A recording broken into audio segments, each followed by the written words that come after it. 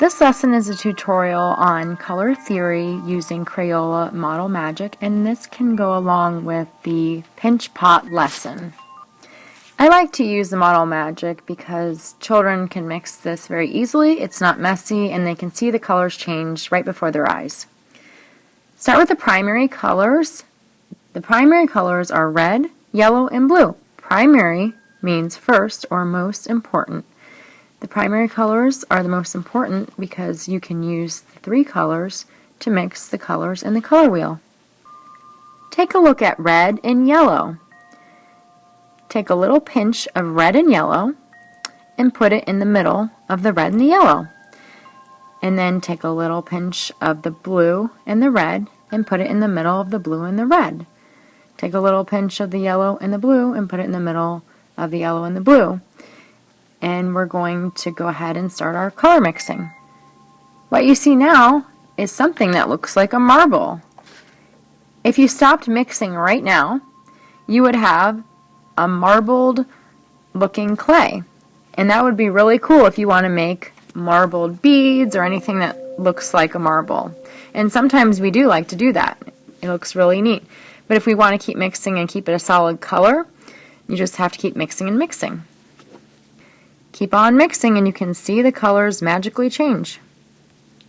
Now, between the red and the yellow, what color do you find? You can see between red and yellow, you have orange. So the secondary color is orange.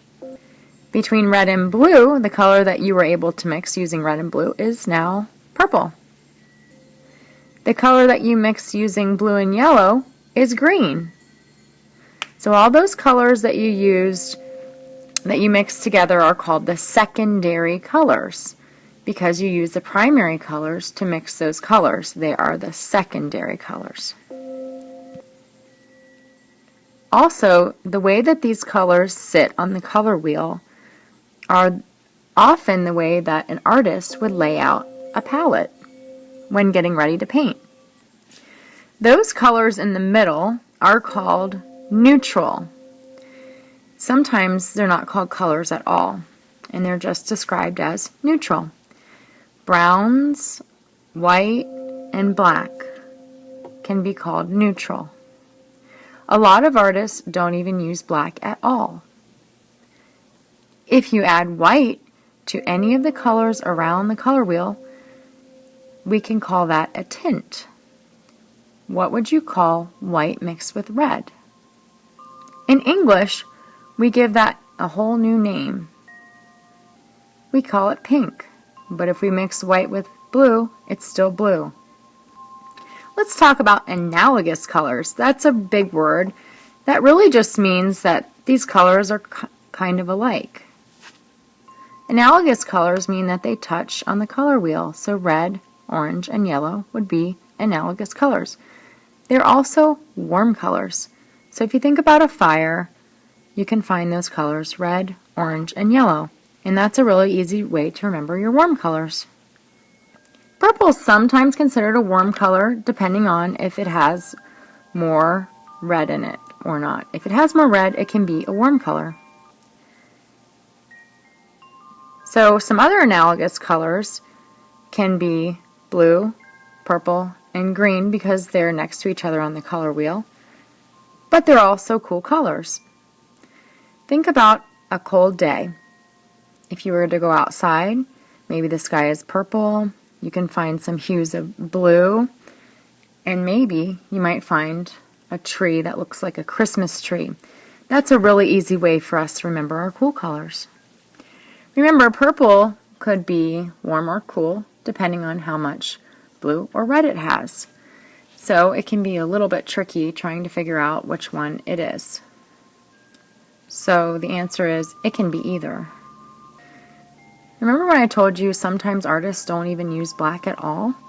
The reason is a lot of artists just use complementary colors, or sometimes called contrasting colors. Complementary colors are the colors on the opposite side of the color wheel. Complementary colors complement each other. So for example, colors on the opposite side of the color wheel would be green, and then you draw a straight line across, and you run into red. Try to find the opposite color of blue. Draw a straight line across and see if you can find the opposite color of blue. What about the opposite color of yellow-orange? You would do the same thing. You're going to find the yellow-orange, then draw a straight line across from the yellow-orange and find the opposite color.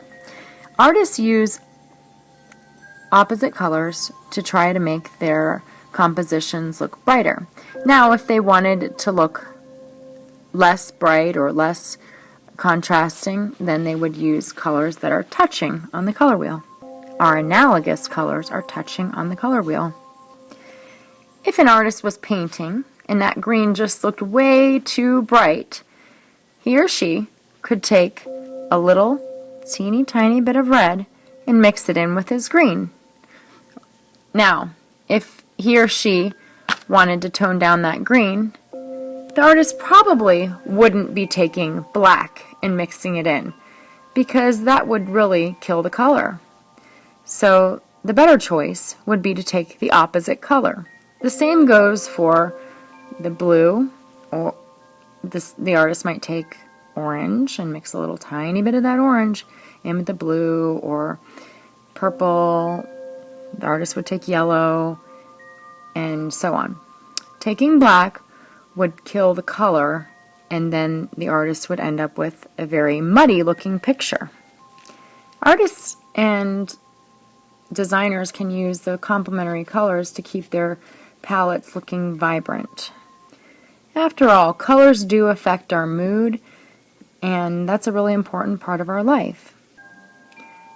I hope this lesson on color theory has been helpful and a lot of fun.